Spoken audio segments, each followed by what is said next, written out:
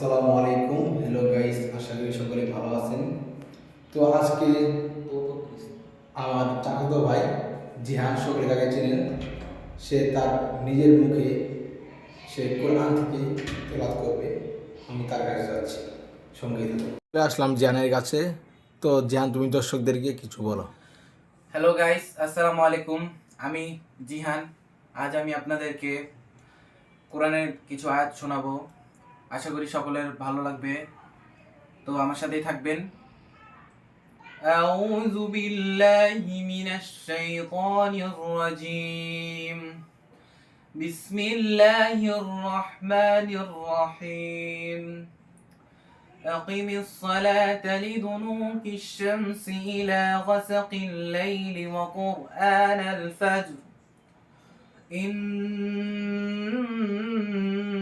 قرآن الفجر كان مشهودا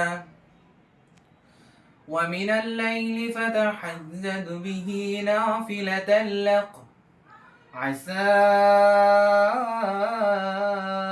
أن يبعثك ربك مقاما محمودا وقل ربي أدخلني مدخل صدق وأخرجني مخرج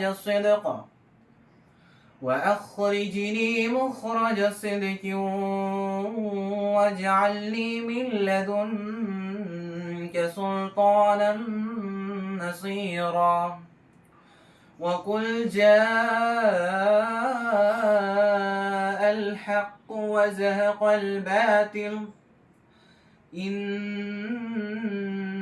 الباطل كان زهوقا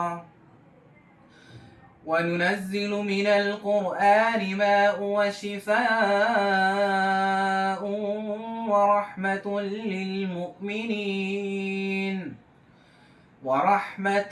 للمؤمنين ولا يزيد الظالمين إلا خسارا وإذا أنعمنا على الإنسان يعرض ونأى بجانبه وإذا مسه الشر وكان يئوسا قل كل يعمل على شاكلته فربكم أعلم بمن هو أهدى سبيلا صدق الله العظيم।